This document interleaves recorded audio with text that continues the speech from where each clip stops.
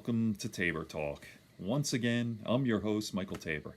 Hey, I'm looking at that image. Look how beautiful that is. Take a look at our... Isn't that fucking awesome? What a beautiful night, too. It was warm, and I'm very lucky in a lot of ways.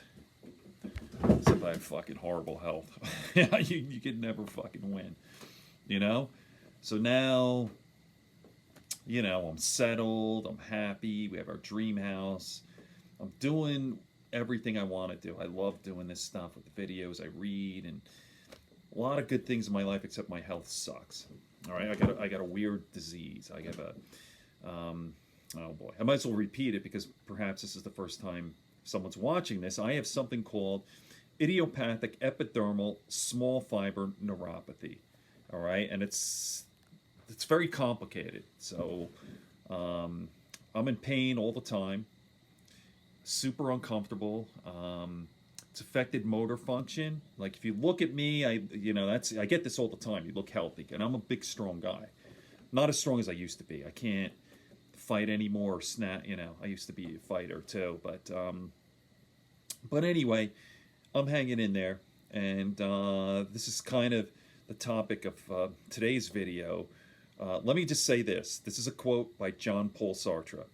What is life but an unpleasant interruption from nothingness or non-existence? It used to be, when I first heard it, was what is life but an unpleasant interruption from blissful non-existence or blissful nothingness? But how could nothingness be bliss? I think it's wrong. If there's nothingness, it's not good or bad. It's just non-existent. So I used to say this all the time when I'd say, when I was kind of in my sort of antinatalist mode, this hardcore nihilism, I'd say, fuck, life sucks, doesn't it? What is life but an unpleasant interruption from non-existence? All right. It is true. Life is a bitch. Life is suffering.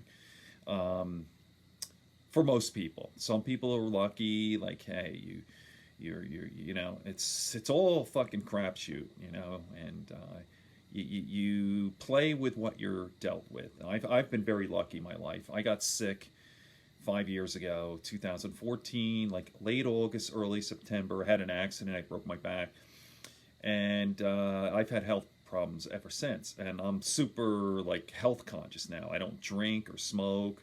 I chew kratom and CBD oil, but that's for pain management. So I don't get high. I'm gonna have a sip of my coffee. So and I work out. And I kid you not, this is no exaggeration. At least a minimum of 4 to 6 hours a day. I kid you not. Sometimes more. Sometimes I'll go a whole day and just work out. I do it in spurts, right? So I'll do usually half-hour spurts, really hard, and then I'll stop and read or listen to a podcast for 15 minutes, and then back. And sometimes I'll do that all day, So I am fortunate in that regard, but I'm miserable. I'm in pain all the time. I'm uncomfortable. My body feels like it weighs 1,000 pounds. I can't feel like my face. It's crazy, It's fucking misery. It's suffering. What can you do? I'm not, listen, I'm not the only one who's suffering. Most people are suffering. Some worse than others. And I've gotten to the point where I not so much ignore pain, but I embrace it, kind of. Like I have that fighter mentality, which is one of the reasons why I like fighting so much, is because the guys are so tough. And women too, so they're part of their job is getting smashed in the face, and it's not like, you don't say, like some guys say, I love getting fucking punched in the face. It's not that those are just guys who are trying to hard asses. It's just that they feel it. It's just part of their job. You know what I mean? You develop a relationship with discomfort and pain, right? So that's basically life. Life is hard. We have a meat body. We all suffer. This thing's not going to last, and it's going to break, and that's just the way it goes. And some people are more fortunate than others. Life is super fucking unfair. All right. So anyway, this is kind of a downer, a real downer video recording, but hey, man, it's my life. It's the way it goes. So I was talking to my wife Madeline just over supper, you know, and we're like, we talk like what's the worst? By the way, her cousin's very very sick, and he's dying. He's in the hospital, and now he's bleeding internally, and it's awful. I just could imagine the absolute horrible nausea, you know.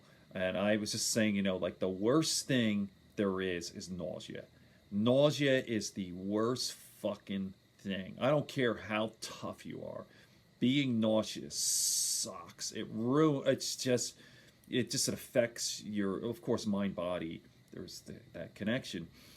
But nausea, I don't care how tough you are. It's fucking. Whew. Now, and I've had my share of nausea. You know, I used to drink, and I used to have problems with painkillers, and that's ancient history. But nausea is a bad one. So I say nausea and fire and burning, being burnt, nausea, and suffocation. Those are the big three. Nausea, being burnt, asphyxiation, suffocation. Hold it, like not being able to breathe. It's fucking horrifying. Here's a number 4. When your bladder's full. That's fucking sucks, man. When I was sick, 2014, August, September, there was something wrong. I had some sort of infection. I thought it was enlarged prostate where I could not urinate. My bladder was full, and for 3 solid days I could not urinate. And try to imagine what that was like. I had to have a catheter put in, and thank God. And the thing was, I thought I was never going to be better. Like I thought I was going to have to live with having to feel like you had to take a piss all the time. It was fucking horrible. And then that catheter sucks too. You have to get used to that. But try to imagine this. I was trying to explain to my wife. Try to imagine we both love rock, music. We've had our share of rock concerts. You know, when you drink a lot of beer and then like there's a break and you got to take a piss and there's a huge fucking line and you're like, holy fuck, you can't fucking take it. Try having that feeling for 3 days, or it was longer. Maybe it was 4 or 5. I don't remember. It was just like forever. You want to fucking blow your brains out.